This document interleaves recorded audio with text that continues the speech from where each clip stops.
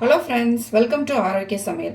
இன்றைக்கி நம்ம வீட்டில் இருக்கக்கூடிய ஒரே ஒரு பொருளை வச்சு ஒரு சூப்பரான நல்ல கிறிஸ்பியான ஒரு ஸ்நாக்ஸ் ரெசிபி தான் பண்ண போகிறோம். வாங்க எப்படி செய்யலான்னு பார்த்துடலாம். ஸ்டவ் ஆன் பண்ணிவிட்டு கடாய் வச்சுக்கோங்க. இதில் வந்து ஒரு கப் வந்து தண்ணி எடுத்திருக்கேன். இதை வந்து நம்ம இதில் ஊற்றிக்கலாம். இது கூடவே வந்து ஒரு ஸ்பூன் அளவுக்கு ஆயில் சேர்த்துக்கலாம். தண்ணி வந்து நல்லா சூடாகட்டும். தண்ணி வந்து நல்லா சூடாயிடுச்சு. இப்போ நம்ம ஸ்டவ்வை வந்து சிம்மில் வச்சுக்கலாம். எந்த கப்பில் தண்ணி எடுத்தோமோ அதே கப்பில் ஒரு கப் அளவுக்கு வந்து அரிசி மாவு எடுத்திருக்கேன். இதை வந்து நம்ம இதில் போட்டுட்டு மிக்ஸ் பண்ணிக்கலாம். கட்டி எதுவும் இல்லாமல் நல்லா மிக்ஸ் பண்ணி எடுத்துடலாம். தண்ணி வந்து கரெக்டாக சேர்த்துக்கோங்க, அப்போ தான் அளவு வந்து கரெக்டாக இருக்கும். இப்போ மாவு போட்டு மிக்ஸ் பண்ண பிறகு பார்த்தீங்கன்னா நல்லா வந்து தண்ணியில் வந்து எல்லாமே நல்லா மிக்ஸ் ஆகிடுச்சு. இப்போ நம்ம வந்து ஸ்டவ் ஆஃப் பண்ணிக்கலாம். மாவு வந்து வேற ஒரு பிளேட்டில் வந்து மாற்றிட்டு கொஞ்சம் ஆற விட்டுடலாம். இப்போ இதை வந்து இன்னொரு பிளேட்டில் வந்து மாற்றிட்டேன். இது வந்து நம்ம கை வந்து பொறுக்கிற அளவுக்கு சூடு வரணும். அது வரைக்கும் கொஞ்சம் ஆற விட்டுக்கலாம். அப்போ தான் வந்து நமக்கு மிக்ஸ் பண்ணுறதுக்கு கொஞ்சம் ஈஸியாக இருக்கும். இப்போ சூடாக இருக்கிறதுனால மிக்ஸ் பண்ண முடியாது, அதனால் கொஞ்சம் ஆற வச்சுக்கலாம். இப்போ நம்ம பிளேட்டில் கொட்டி வச்சுருந்த மாவு வந்து ஆறிடுச்சு. இதில் வந்து நம்ம தேவையான அளவு உப்பு சேர்த்துக்கலாம். ஒரு ஸ்பூன் வந்து மிளகாத்தூள் எடுத்திருக்கேன். இதையும் நம்ம இது கூட போட்டுக்கலாம். நம்ம காரத்துக்கு வேண்டி மிளகாத்தூள் மட்டும்தான் இதில் சேர்க்க போகிறோம். அதனால் வந்து கொஞ்சம் அதிகமாகவே சேர்த்துக்கலாம். கொஞ்சம் காரம் உப்பு எல்லாமே கரெக்டாக இருந்துச்சுன்னா நமக்கு வந்து டேஸ்ட் வந்து இன்னும் சூப்பராக இருக்கும்.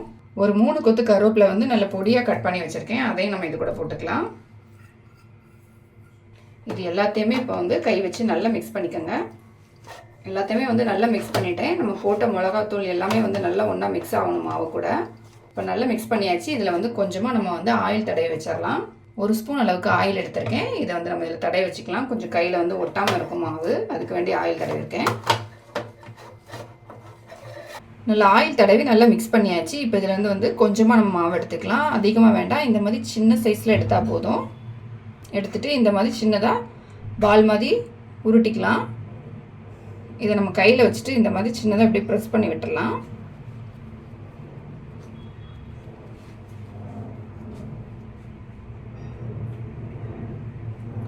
இந்த மாதிரி சின்ன சின்ன சைஸ்லேயே வந்து நம்ம எல்லாத்தையும் ரெடி பண்ணி எடுத்துடலாம்.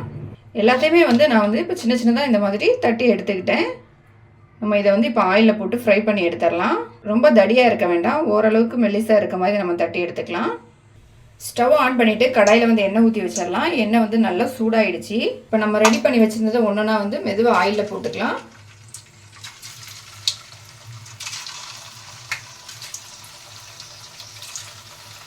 ஆயில் வந்து நல்லா சூடான பிறகு ஸ்டவ்வை வந்து மீடியமான ஃப்ளேமில் வச்சுட்டு நம்ம வந்து இதை போட்டுக்கலாம். அப்போ தான் வந்து நல்லா வந்து எல்லா பக்கம் வேகிறதுக்கு ஈஸியாக இருக்கும்.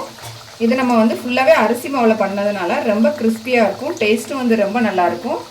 ஈவினிங் டைமில் ஸ்நாக்ஸ் மாதிரி குழந்தைங்களுக்கு பண்ணி கொடுக்கலாம். அப்படி இல்லைன்னா ஏதாவது கெஸ்ட்டு திடீர்னு வீட்டுக்கு வந்துட்டாலும் நம்ம வீட்டில் இருக்கக்கூடிய அரிசி மாவு வச்சு டக்குன்னு இதை ரெடி பண்ணிடலாம். ரொம்பவே டேஸ்ட்டாகவும் இருக்கும், கிறிஸ்பியாகவும் இருக்கும். இதை வந்து நம்ம லைட்டாக வந்து திருப்பி போட்டுக்கலாம். ஆயிலில் வந்து நல்லா ஃப்ரை ஆகி நல்லா கிறிஸ்பி ஆகணும். அது வரைக்கும் நம்ம மீடியமான ஃப்ளேமில் வச்சுட்டு இதை வந்து நல்லா ஃப்ரை பண்ணிக்கலாம்.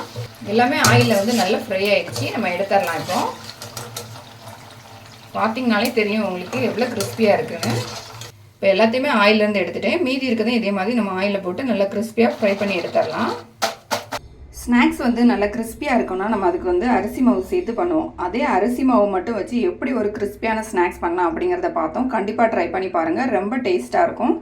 இந்த வீடியோ உங்களுக்கு பிடிச்சிருந்தா லைக் பண்ணுங்கள், ஷேர் பண்ணுங்கள், மறக்காமல் என்னோட சேனலை சப்ஸ்கிரைப் பண்ணுங்கள்.